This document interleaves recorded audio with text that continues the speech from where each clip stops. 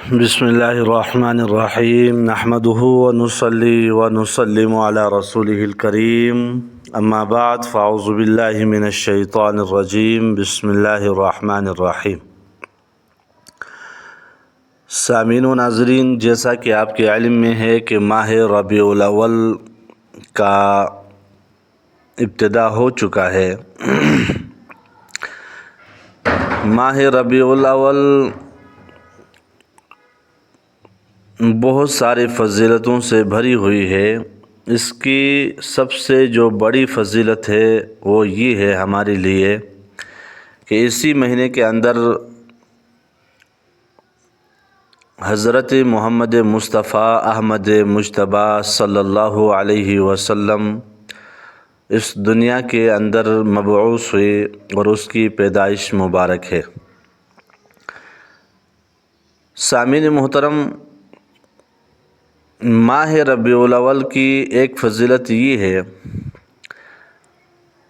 کہ ماہ ربیع الاول کو یہ عظیم الشان شرف حاصل ہے کہ اس میں سرور دو عالم خاتم الانبیاء حضور اقدس صلی اللہ علیہ وسلم دنیا میں جلوہ افروز ہوئے، اور اسی طرح دنیا کو حضور اقدس صلی اللہ علیہ وسلم کی ذات عالیہ کا نور میسر آیا۔ سب سے جو بڑی فضیلت ہے وہ یہ ہے کہ نبی علیہ السلام کا اس دنیا کے اندر مبعوث ہونا اور جلوہ افروز ہونا، یہ ہمارے لیے سب سے بڑی فضیلت ہے، کیونکہ نبی علیہ السلام کی وجہ سے دنیا جو اندھیروں میں اور جہالت میں اور ظلم زیادتیوں کے اندر ڈوبی ہوئی تھی، تو حضور صلی اللہ علیہ وسلم کی وجہ سے اس دنیا کو روشنی ملی، اس دنیا کو علم ملا، اس دنیا کو انسانیت کیسے ہے اور انسانیت کیا ہے، ان ساری چیزوں کا سبق ملا۔ یہ انسانی تاریخ کا عظیم الشان پرمسرت واقعہ ہے۔ یقیناً یہ شرف اور مقام کسی اور مہینے کو حاصل نہیں ہے، اس لیے اس حیثیت سے ماہ ربیع الاول کو سال بھر کے تمام مہینوں پر فضیلت اور فوقیت حاصل ہے۔ اس ماہ مبارک کے لیے یہی عظیم الشان فضیلت و مقام کافی ہے۔ البتہ یہ بات اچھی طرح واضح رہنی چاہیے کہ اس مہینے سے متعلق کوئی اور اضافی فضیلت قرآن و سنت سے کہیں سے ثابت نہیں ہے۔ سب سے جو بڑی فضیلت اور جو فضیلت ہے وہ یہی ہے۔ باقی جو لوگوں نے اپنی خواہشات کے مطابق اور اپنے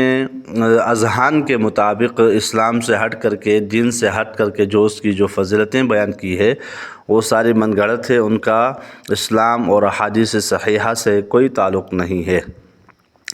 اچھا، قرآن و سنت کی روشنی میں اس ماہ مبارک سے متعلق مخصوص اعمال کا بھی کوئی ثبوت نہیں ملتا ہے کہ اس کے اندر کوئی خاص عمل ثابت ہو، تو اس طرح بھی نہیں ہے۔ اس لیے اس ماہ سے متعلق اپنی جانب سے اعمال و عبادات بیان کرنا شریعت میں اپنی طرف سے اضافہ ہے، جو کہ ناجائز اور بدعت ہے۔ البتہ اس مہینے میں چونکہ حضور اقدس صلی اللہ علیہ وسلم کی مبارک آمد ہوئی ہے، اس لیے اس حیثیت سے حضور اقدس صلی اللہ علیہ وسلم کے ساتھ اس مہینے کا ایک خاص تعلق ہے۔ لہٰذا اس مہینے کی عظمت اور احترام کا تقاضا یہ ہے کہ اس ماہ میں ہم حضور صلی اللہ علیہ وسلم کی محبت میں،